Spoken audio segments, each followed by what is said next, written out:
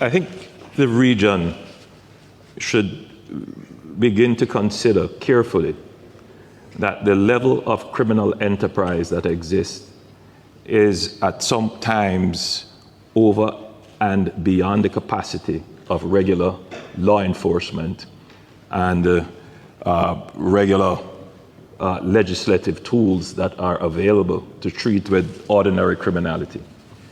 The use of violence in a criminal pursuit and then the spread of fear, sometimes deliberate, that comes from that, to weaken states, to undermine institutions, to corrupt public officials, to make the state incapable of addressing the issue, should not be treated as ordinary criminality. I only need to point to the situation that exists in Haiti.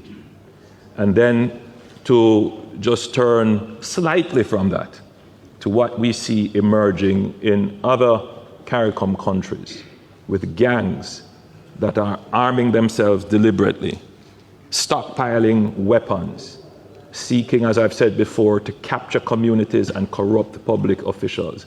That should not be considered as ordinary criminality. That is a threat to the state, and Caribbean nations must face that squarely and call it what it is. These are acts of terror, and they are oftentimes transnational. The criminals in Trinidad may have links to criminals in Jamaica. Certainly, the criminals in Haiti are transporting guns to Jamaica and possibly likewise. Certainly, criminals in Miami, who some of them are our nationals, are illegally trafficking weapons to Kingston.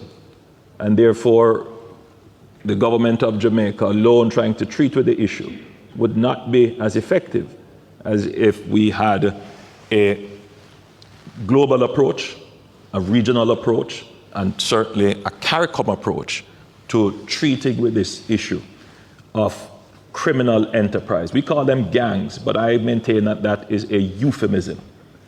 They are not just socially marginalized youngsters who have been deprived of social and economic opportunities. Many of them have gone into this as an enterprise, as a business, looking to weaken governments. And we must take a very strong approach to it from a legislative perspective to create the laws that will enable us to have surveillance, to detain them, of course, within the accepted rules of human rights and the treatment of citizens.